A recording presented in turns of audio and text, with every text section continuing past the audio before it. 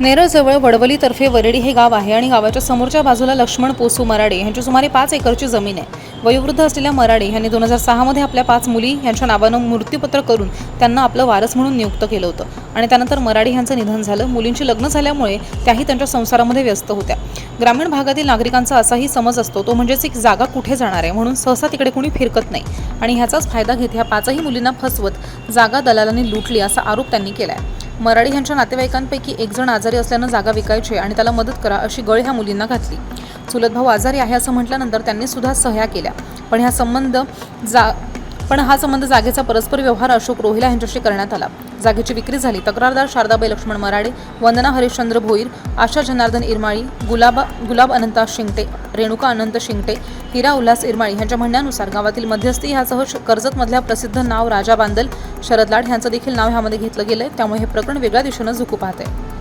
जागेची विक्री होऊन ज्यावेळी मुंबईतील धनाढ्य मालकांनी ह्या जागेवरती काम सुरू केलंय त्यावेळी ह्या मुलींनी आपल्या जागेत काम सुरू असल्याची माहिती झाली आणि त्यांनी काम रोखलं सुद्धा.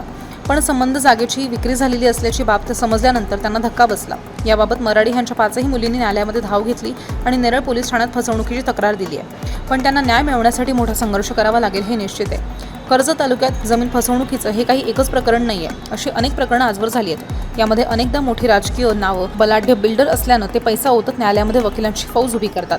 पण ह्यात मरतो तो सामान्य शेतकरी. आपल्या हक्काच्या जमिनीसाठी त्याला भांडावं लागतं हे दुर्दैव आहे. बापजाद्यांकडनं आलेल्या जमिनीचा वारसा कोणाच्या तरी हव्यासा पोटी शेतकऱ्यांच्या पिढीकडनं हिसकावला जाणं हे शेतकऱ्यांसाठी मारक आहे. तर मरांडे ह्यांच्या 5ही मुलींनी आपल्याशी 1ही रुपयाचा व्यवहार झाला नसल्याचा दावा केला आहे. केली होती आणि माझ्या चुलत भावानी एकच 7/12 फक्त विकायचा होता. त्याच्यावर या एजंट लोकांनी सगळी आमची 6/7/12 लाटले आम्हाला फसवून.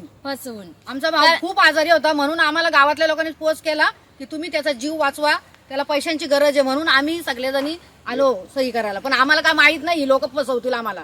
आणि गावातले एजंट होते सुभाष लदगे, बाळ्या लदगे, दिलीप लदगे आणि असलचा दिलीप गायकवाड, पाड्याचा संजय शेंडे, भगवान शेंडे या लोकांनी येऊन माझ्या आईला फसवली. तिला सांगितली की तुझा पुतण्या आजारी आहे त्याच्यासाठी जागा विकायची एकच, त्याच्यावर तुम्ही मुलींनी आणि तुम्ही सही करायला या. आम्हाला फसवली त्यांनी. फसून आमची सही घेतली. आम्हाला काही पैसे वगैरे काहीच दिले नाही.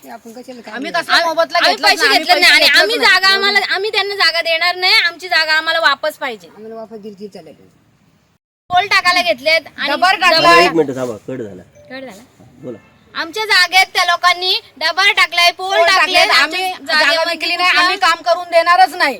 भले आम्हाला जीव द्यायला लागला तरी चालत त्याच्यासाठी. आम्ही पोलीस स्टेशनला तक्रार केली पण त्यांनी आमची तक्रार घेतलीच नाही.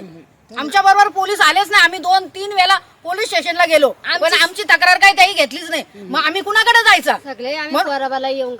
आणि आम्हाला एवढीच फक्त विनंती आहे की आम्हाला न्याय मिळवून द्यावा. आमची जागा आम्हाला परत भेटले. राजा बांदल म्हणून व्यक्ती आहे त्यांनी पावर करून घेतलेली आहे आणि शरद लाड आणि अशोक रोहिला यांच्या नावात चढलेले आहेत आणि असं समजलं आम्हाला.